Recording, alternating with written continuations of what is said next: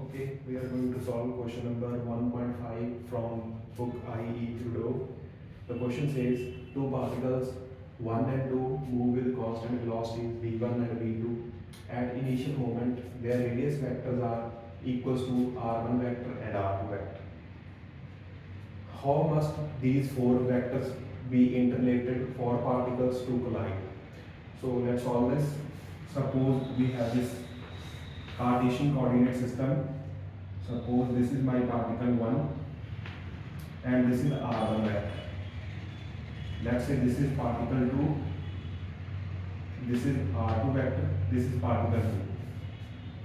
They have constant velocities. Let's say this is velocity v1 vector and this is velocity v2 vector.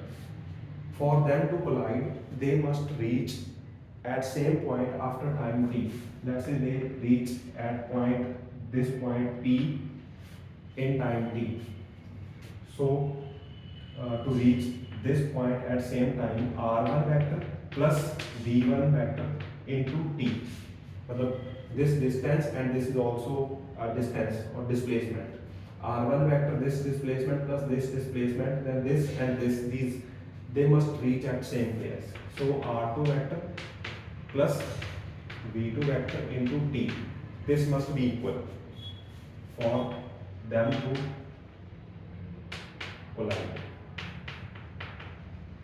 They must reach at same place. So I can write r1 vector minus r2 vector is equals to v2 vector minus v1 vector into t. But t is a scalar quantity.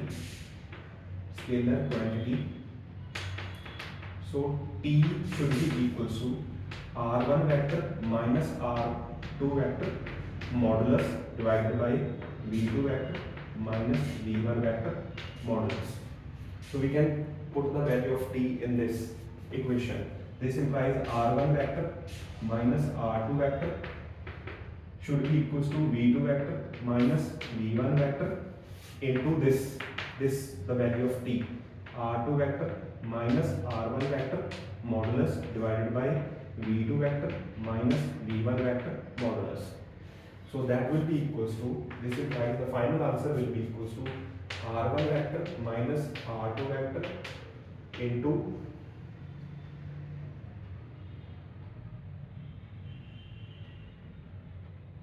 divided by, it's r2 vector minus r1 vector modulus, that should be equals to v2 vector minus v1 vector divided by v2 vector minus v1 vector modulus. That's it. That's the answer. Thank you.